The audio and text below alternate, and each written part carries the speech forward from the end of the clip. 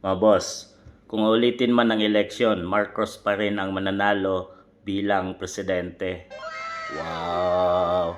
Sige nga, tingnan nga natin, taong bayan, mamamayang Pilipino. Kung ulitin daw ang eleksyon bukas bilang presidente ng Pilipinas, ay mananalo pa rin kaya si President Bongbong Marcos Jr. After 3 years na kanyang ipinakita.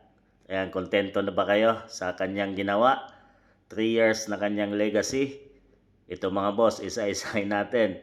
After 3 years, napakalaki ng utang ng ating bansang Pilipinas, trillions, pero wala tayong nakikitang proyekto.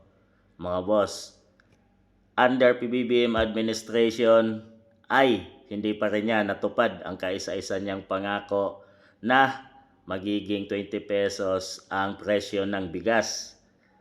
Mga boss, under PBBM administration ay 22 classrooms lang ang naitayo sa kanyang pangakong napakaraming classrooms mga boss.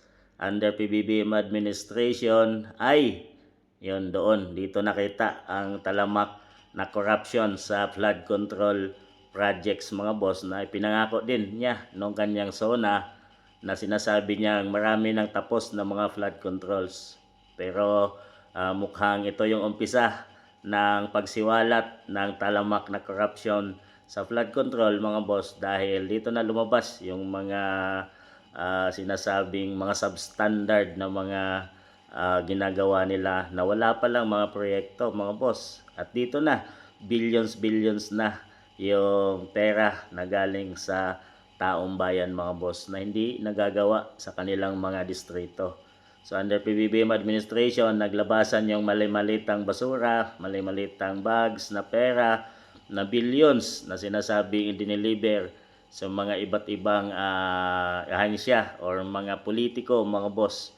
At ito umano ay ginamit sa talagang paghuli at pagdala kay FPRRD sa ICC Dahig. So ito mga boss, under PBBM administration ay marami pa.